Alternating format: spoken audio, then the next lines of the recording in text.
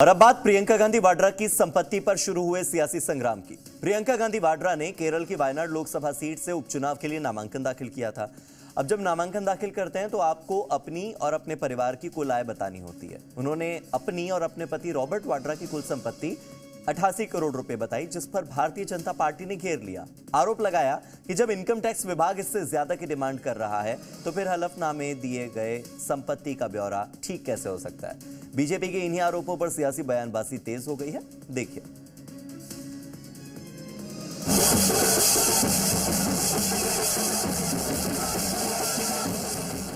कांग्रेस की कद्दावर नेता प्रियंका गांधी वाड्रा ने कल वायनाड लोकसभा उपचुनाव के लिए उम्मीदवार के रूप में नामांकन भरा तो पूरी पार्टी का जोश हाई था, मगर शाम होते होते उनके चुनावी हलफनामे में संपत्ति के ब्यौरे पर सियासी संग्राम छिड़ गया।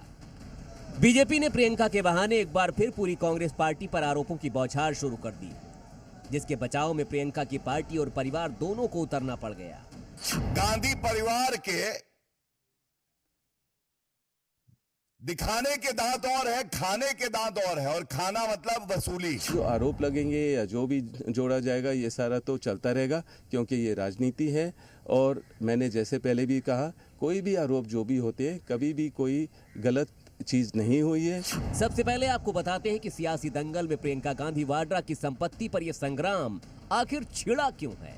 दरअसल प्रियंका गांधी ने जो हलफनामा दाखिल किया उसमें 12 करोड़ रुपए से ज्यादा की संपत्ति घोषित की है, जिसमें 4 करोड़ 24 लाख की चल और 7 करोड़ 74 लाख रुपए की अचल संपत्ति शामिल है। इसके अलावा उन्होंने पति रॉबर्ट वाड्रा की संपत्ति का भी ब्यौरा दिया, जिसमें रॉबर्ट वाड्रा के पास 65 करोड़ 54 लाख रुपए की संपत्ति बताई गई।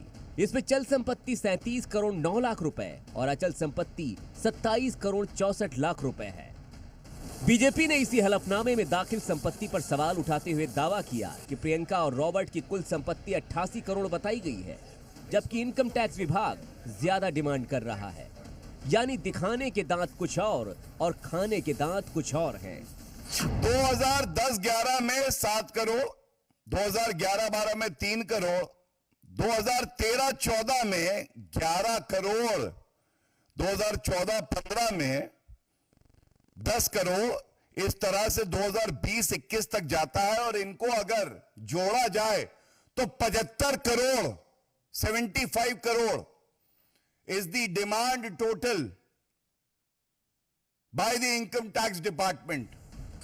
बीजेपी ने प्रियंका को घेरा तो रॉबर्ट वाड्रा जवाब देने सामने आए।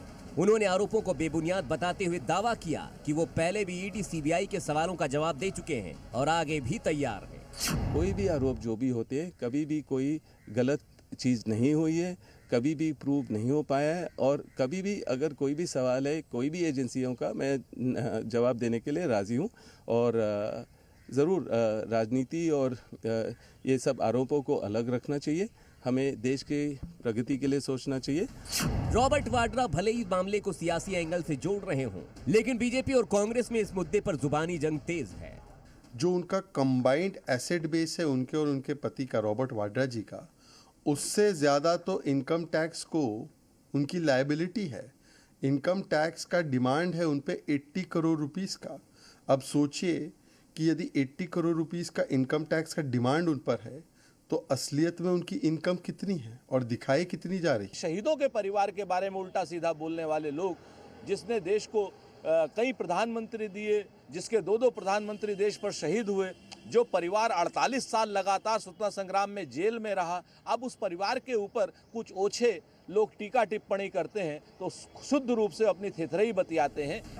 जाहिर है कांग्रेस का फोकस विवाद से ज्यादा प्रियंका की जीत पर है। असल में राहुल गांधी के सीट छोड़ने की वजह से वायनाड में उपचुनाव हो रहे हैं। यहाँ 13 नवंबर को वोटिंग होगी और 23 नवंबर को नतीजे आएंगे।